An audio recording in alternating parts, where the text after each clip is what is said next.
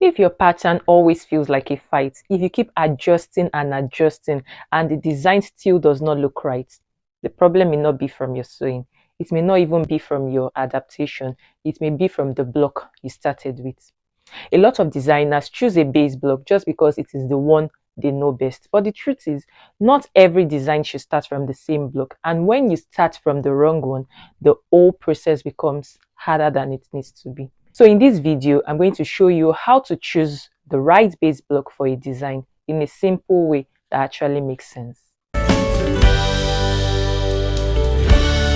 So what is a base block?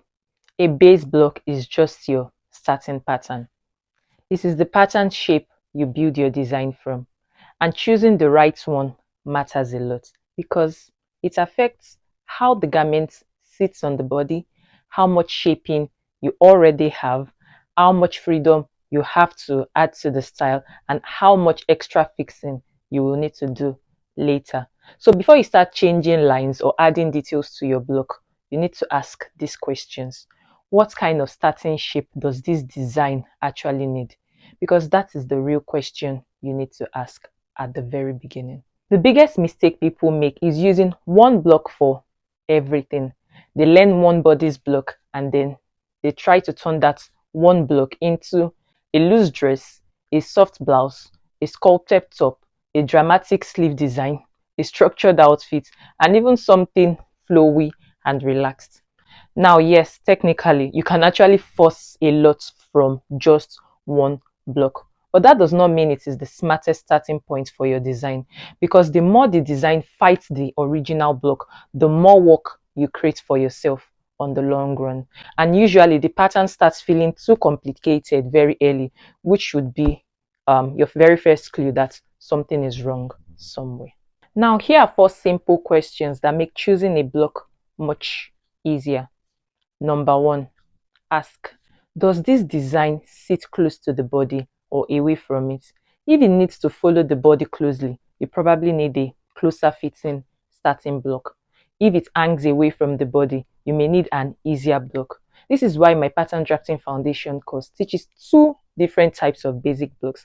And if you're a regular viewer of my tutorials, you'll see that sometimes I'm starting the tutorial with a 1 dart block and sometimes a 2 dart block. And all of that depends literally on what design I'm making. Second question, ask, does the shape on the design come from fit or from fullness? Some garments get their shape from darts, seams, and body contour. Others get their shape from gathers, flare, drape, or looseness. So understanding the shape helps inform your starting point. Number 3, does the garment need structure or softness? Because a clean fitted bodice and a soft flowing top are not asking for the same foundation. Fourth, is this design controlled by the body or hanging away from it? That one question helps a lot because some garments are built around the body, others are simply falling from a point on the body, and that difference matters a lot. Now let's look at a simple example. Let's say you want to make a loose dress, for example, and the dress is soft, relaxed, and does not need to hug the body closely. But instead of starting from an easy fitting block, you start from a very fitted, close fitting bodice block. What's going to happen? Now you have to remove the shaping from the pattern. You have to release control. You have to add room, which means you have to calm down a block that was built to follow the body closely. Can you do it? Yes, of course you can. But in reality, what you're really doing is unneeded extra work. And sometimes that extra work leaves behind little problems like awkward shaping, odd balance, unnecessary fitting corrections, and the garments that still feels slightly too controlled. So in that case, an easier block would have been the cleaner starting point. Now let's flip this the other way.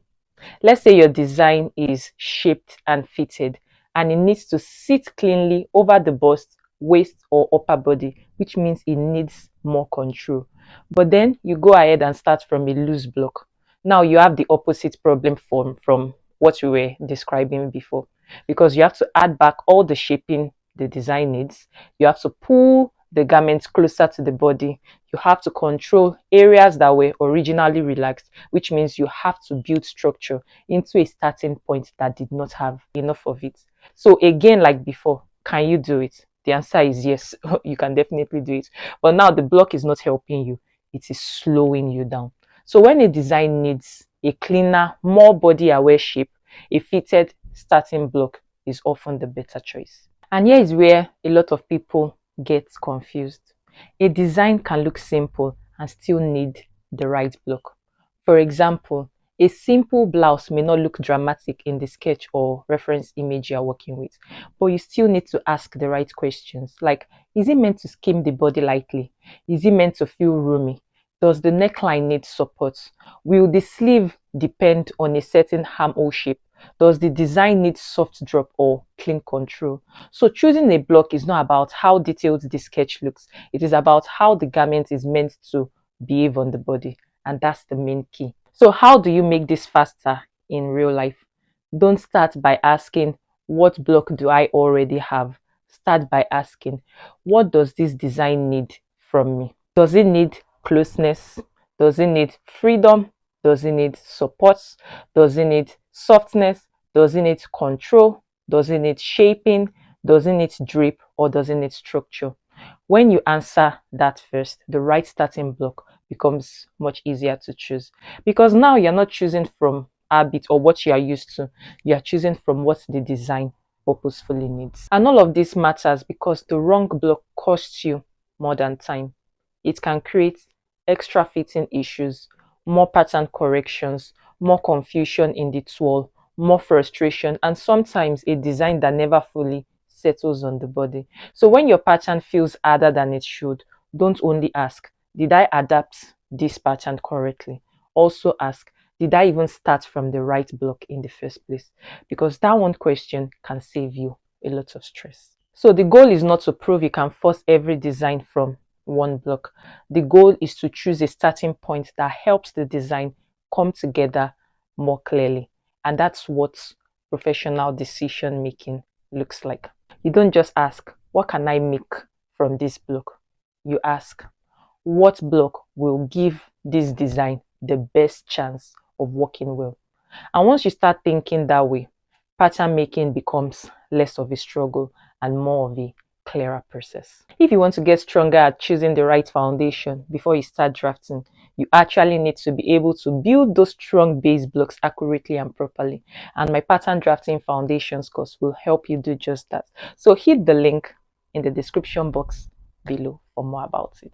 Now, if you want to go deeper into how to read a design and make smarter drafting decisions from the start, you can join the waitlist for my upcoming Design to Pattern program. Thank you for watching, and I'll see you in my next video. Bye.